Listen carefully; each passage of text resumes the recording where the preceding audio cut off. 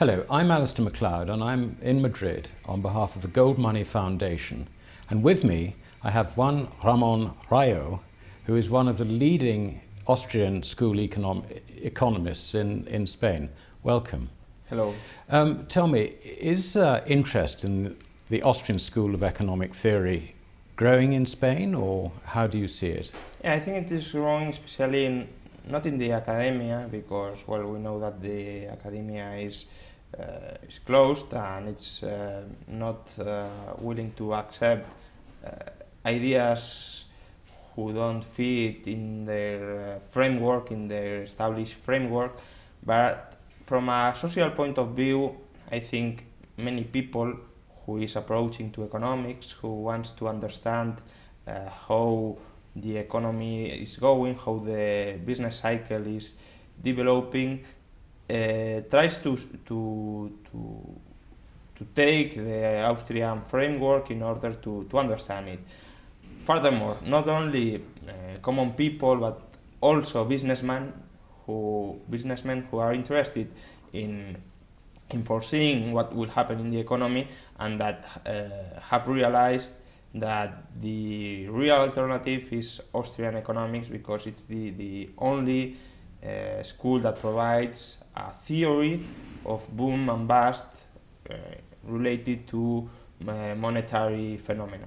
Yeah, I mean, it does seem to me that the great flaw in Keynesian economics is that they can actually get an economy going by injecting money into it, whereas that is an old fallacy. Not only money, but expenditure in general.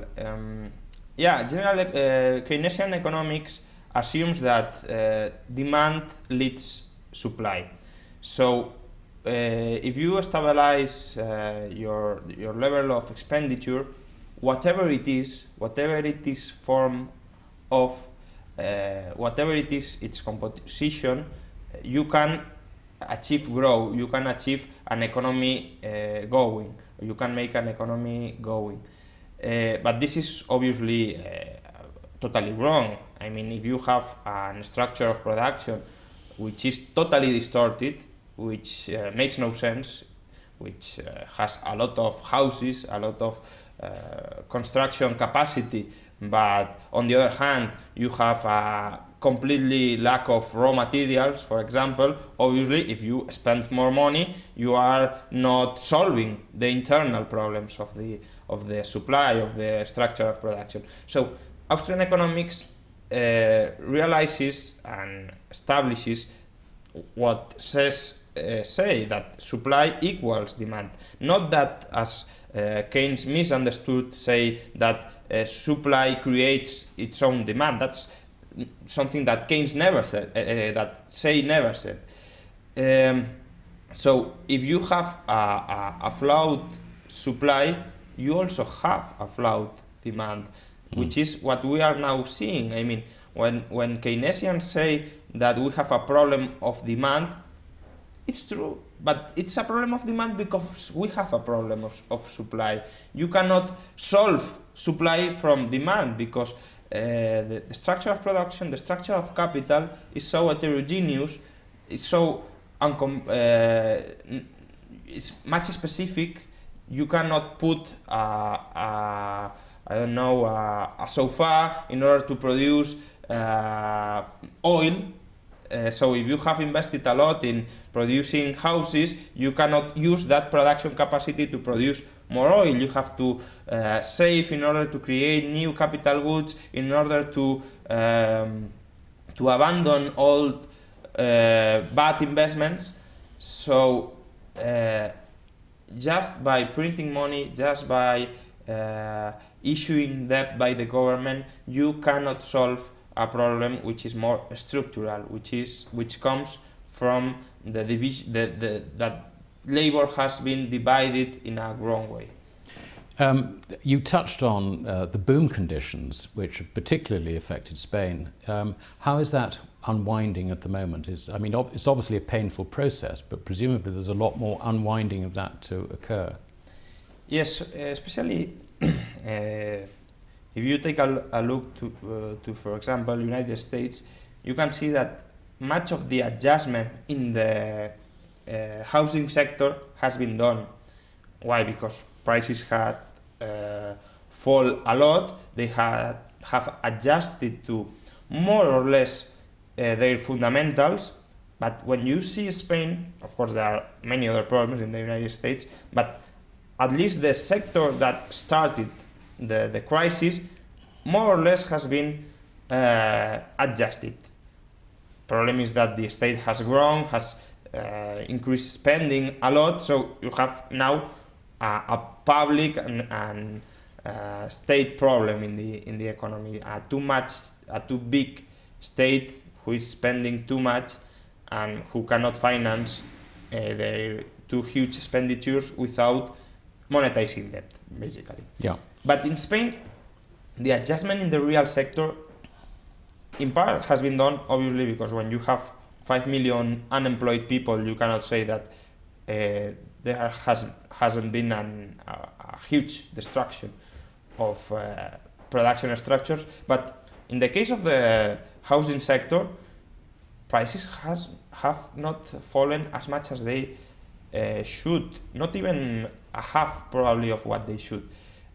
Many of the enterprises who build houses are still in the business, not because they can pay, but because the banks try to lend them money so that their illiquidity don't turn into a bankruptcy.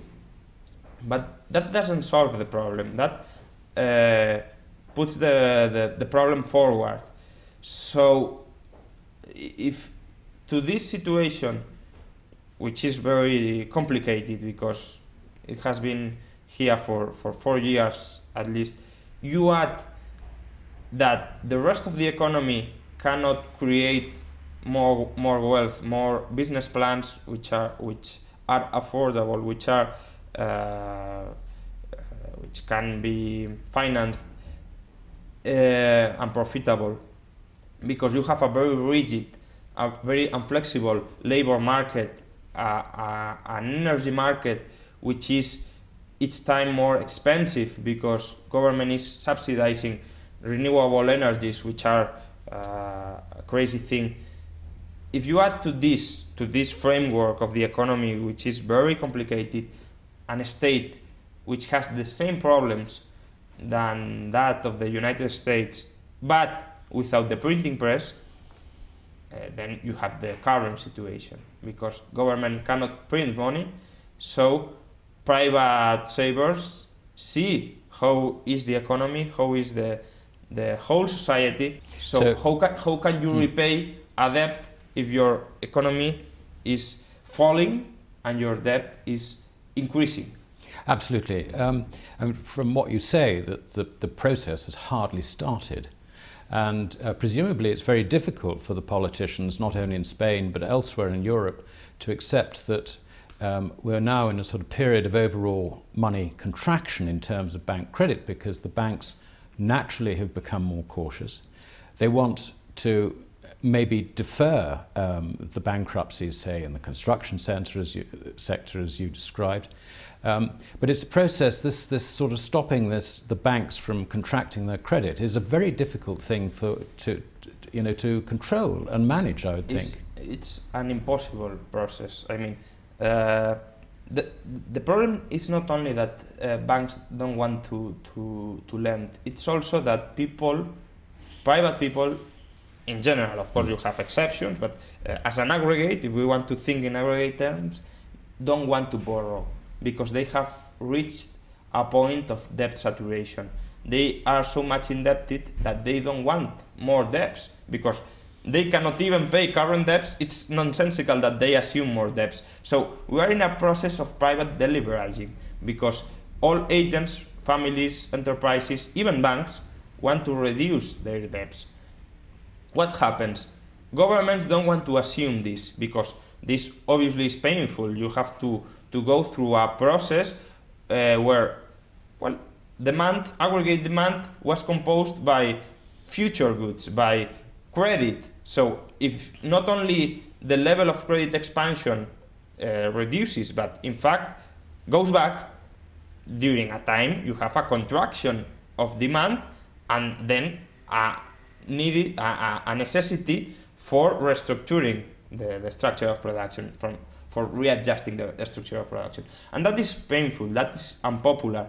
So governments want to stabilize, as Keynes said, aggregate demand. And how they do? Well, if private people don't want to get indebted, they go indebted by other people. So they issue debt and they monetize debt. During a time, well, especially if your currency is an international reserve, like the United States, that may not have bad consequences, or at least bad consequences that you can see. For instance, inflation. You cannot see a huge inflation even when they are printing huge quantities. But in fact, by printing money, you are destroying capital, you are destroying savings, and you are delaying the adjustment process. So society is getting poor, it is more indebted, people want to be less indebted, but governments make them more indebted. They borrow money faster than private people repay debts. And of course, printing money destroys savings, and you cannot have a sustainable economic growth without the savings, of course, to provide the investment for free enterprise and the entrepreneurs to get going again. So this brings us, I think, back to the ECB, who are under enormous pressure from everyone, virtually, with the exception of the Germans, to just open the printing presses.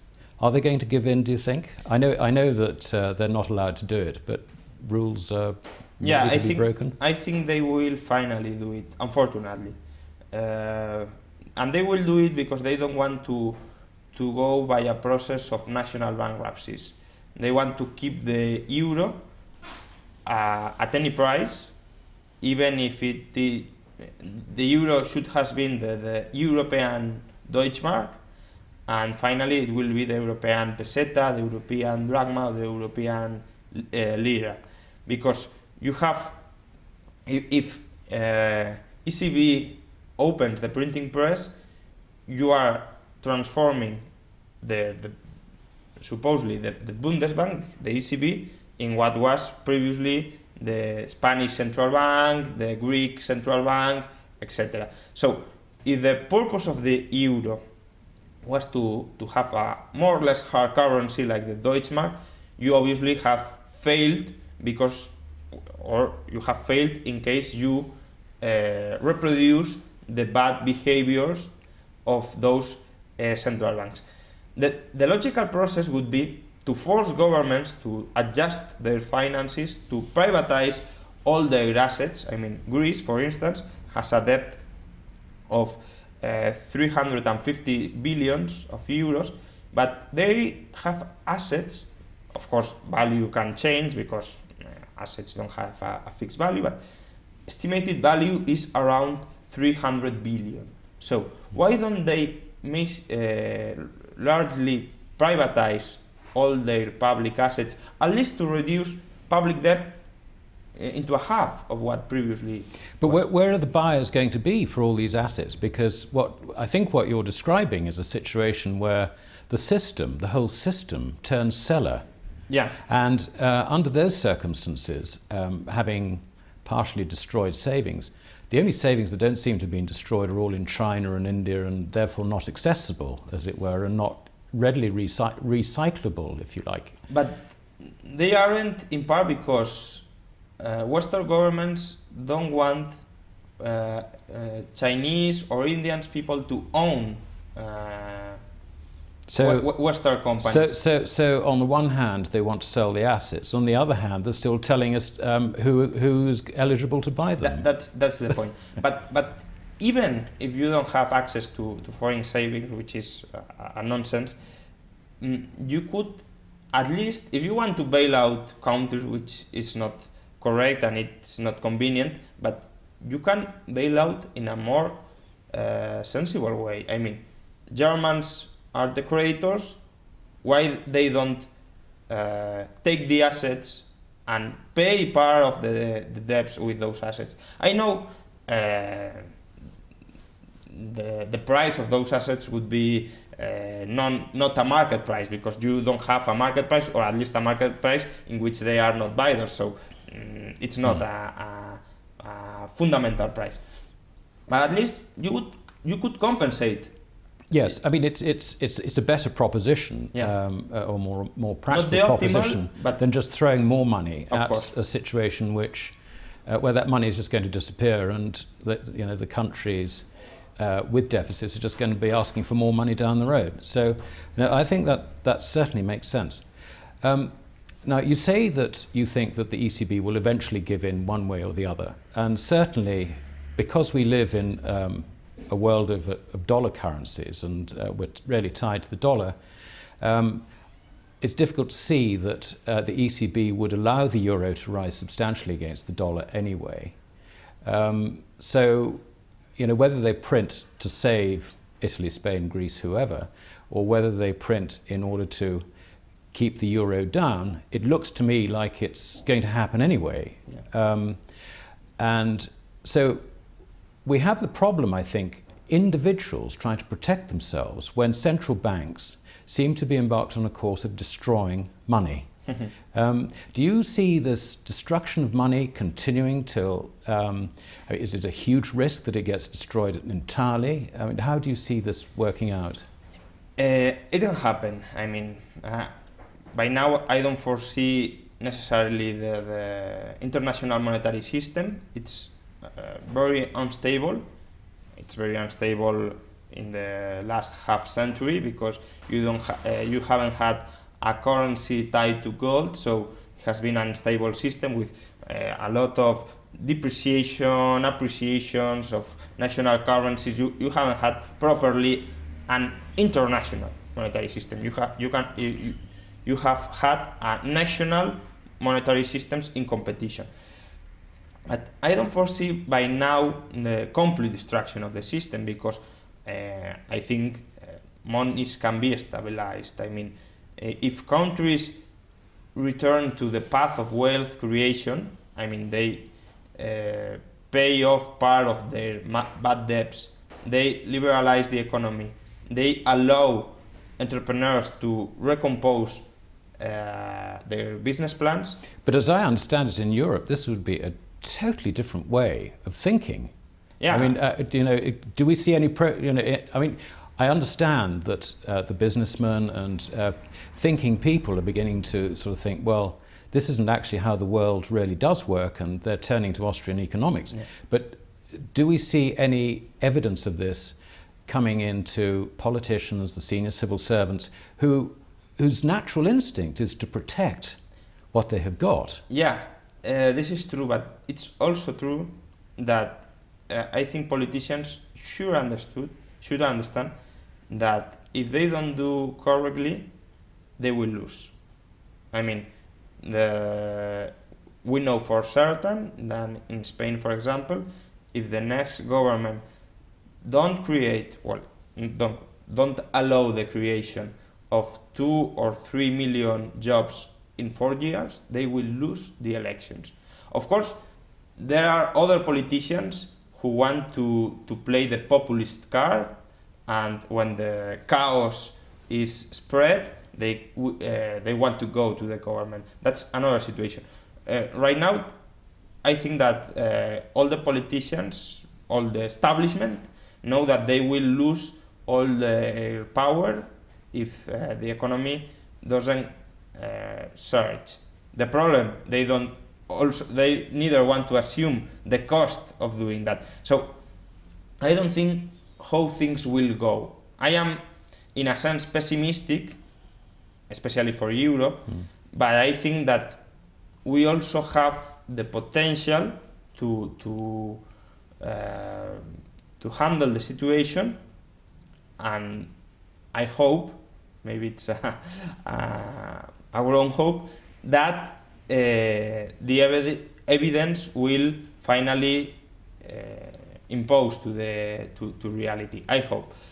But in any case, Europe could go bankrupt, and international monetary system, the dollar as a currency reserve, could survive. Well, that's interesting. I think could.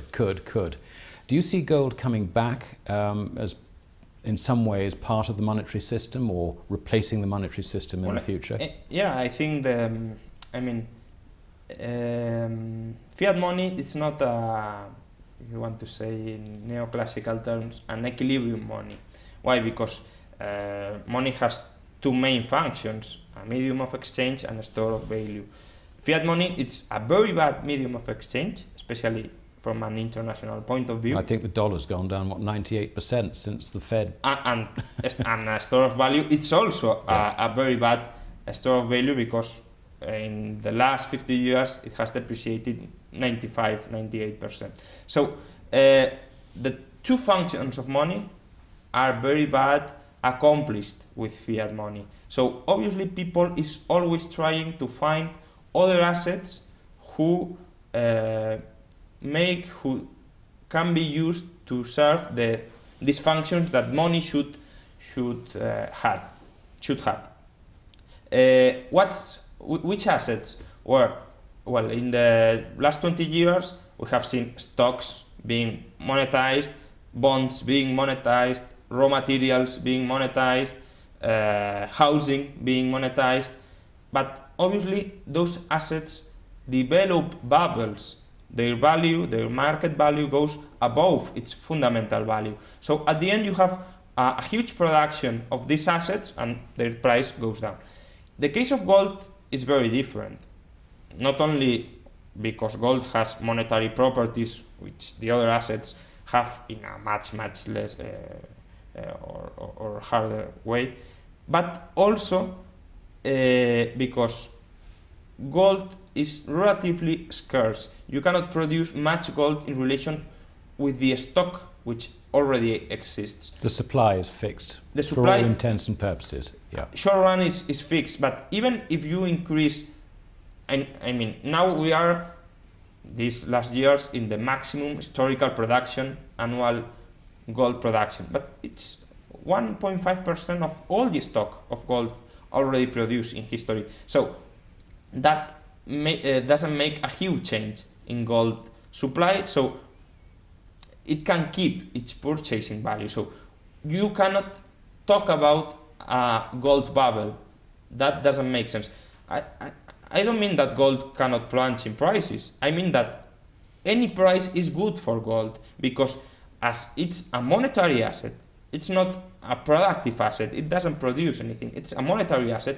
Any price for a monetary asset which is stable can be good, can serve in order to accomplish their functions. Yes, absolutely, and certainly if you look at the cost of things like oil and so on, over the long term, it has been more or less unchanged in gold, which is very different from looking at it in fiat currencies. Yeah, in the long run, prices tend to converge with some relation with gold. So gold in the short run is very unstable, especially of course you have a fiat money system, because fiat money goes up and down in relation to gold. But in the long run, gold is very stable. So the store of value, the proper store of value, still today is gold, and gold prices today reflect that gold in part is being monetized by people. The monetary demand, the demand for liquid assets, for a store of value which is liquid, because obviously all can be a store of value, but not all store of value can be liquid and can be without risks, is being turned into gold from dollars, from euros, from stocks, from bonds, etc. And obviously it's still a very slow process, because if many people would have put all their or part of their monetary demand into gold, gold prices would have skyrocketed. But it's a significant process that has started, and that probably, if governments can't stabilize economies, and in the short run they are not able, and if they don't change their policies, they won't be able to do it, gold will continue to rise in prices. So really, gold in that sense gives you more protection in the future than holding cash, if you like, fiat cash. Yeah, totally. Yeah. So really, gold in that sense should be a central part, perhaps, of one's asset mix if you're trying to protect yourself from the problems going forward from here. But how about silver? Do you feel that silver might have if you like, a monetary role alongside gold? I know there have been tensions in the past, long before anyone can remember. Yeah. Silver was the monetary asset of Western countries in the 18th century, 17th century, especially in England, in China. But I think it has a role today, especially for very low payments, because that's the it's an advantage in relation to with respect to gold. But I think today's monetary demand is not so intense as gold, so it's a more short-term, risky monetary investment. It's certainly a lot more volatile. Yeah, that's for sure. But just because when people think about money, about honest money, people think in gold, which was historically the preferred, when it was possible, it was the preferred option for using for using money, because it has the properties to be. I mean, it's not an arbitrary thing. It has all the properties you can ask for money. The best good which fits in those properties is gold. So people tries to take gold as money whenever they can. And now, of course, they are opting for gold. They are choosing gold as a monetary asset. Also silver, but let's think that if not many people, not still today, is thinking or to convert its savings into gold, just a minority which is growing but not very spread, I think that much less people will be now turning its savings into silver, so it's more volatile. If we had that all the people put their liquid assets into gold or silver, of course their value would be more stable. But now it's not the case. So in the short run, it's a very, well, not very, but much more risky investment than gold. Yeah. Well, Juan, thank you very much indeed for sharing with us your thoughts. It has been fascinating for me to talk to you. Thank you. And let's hope our worst nightmares don't come true. Thank you very much indeed. Subscribe to the Gold Money newsletter at www.goldmoney.com to receive email updates on new articles, videos, and iTunes podcasts from our Gold Research section.